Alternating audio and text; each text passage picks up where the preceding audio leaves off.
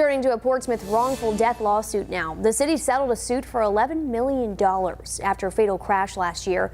A woman suffered severe injuries and lost her husband in a car crash during a police pursuit that didn't involve her. Casey Baylor explains why lawyers say the chase should have never happened. I saw a brief smile this morning when I told her to stop worrying about taking care of her children. The 3 children will be taken care of for the rest of their life. Temika Pleas is still dealing with a traumatic brain injury and other trauma caused by a car accident that killed her husband, Calvin Majette, in March of 2021. Her lawyers say Pleas and her husband were driving home on Portsmouth Boulevard when a woman fleeing from police ran a red light and crashed into their vehicle. Police say Majette died on impact and Pleas couldn't return to work due to her injuries. Delegate Don Scott, along with attorneys Jeffrey Bright and Kevin Beniazin, represented Pleas in the wrongful death lawsuit.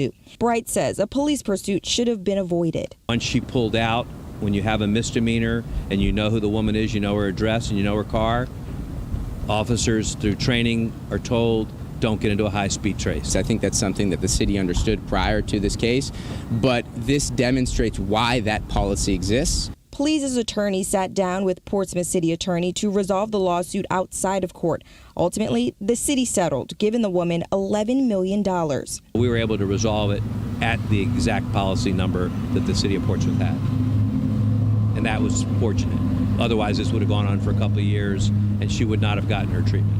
The money will cover Pleas' medical bills and help care for her 3 children.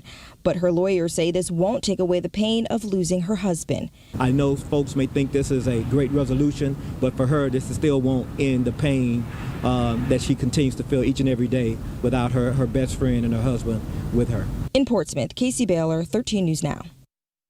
Well, Pleas attorneys urge the police department to improve officer training to avoid these tragedies.